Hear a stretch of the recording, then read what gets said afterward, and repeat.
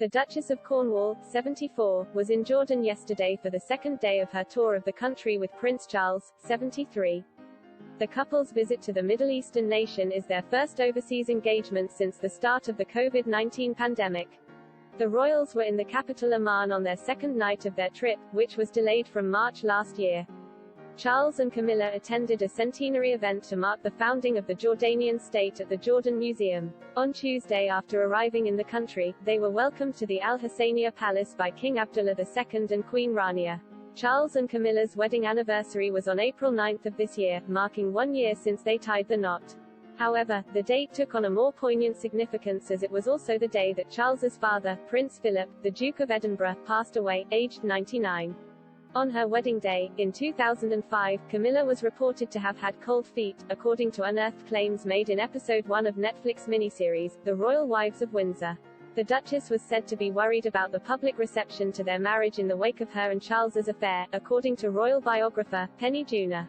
Charles had been romantically involved with Camilla while he had been married to the late Princess Diana, who died in 1997. Speaking about Camilla, Ms. Junor said, "She was so frightened that day, she had to be coaxed out of her bed. Nobody in his office had any confidence how it was going to be greeted by the British public. Were they going to have rotten eggs thrown at them? And would anybody turn up to watch it?" Charles married Diana in 1981, but by 198 had started having an affair with Camilla, who he had first met more than 15 years earlier. In the years that followed, Charles and Diana's marriage fell apart and the couple separated, in 1992. The divorce was finalized 4 years later during an era when the breakdown of marriage was still an incredibly controversial issue for the royal family.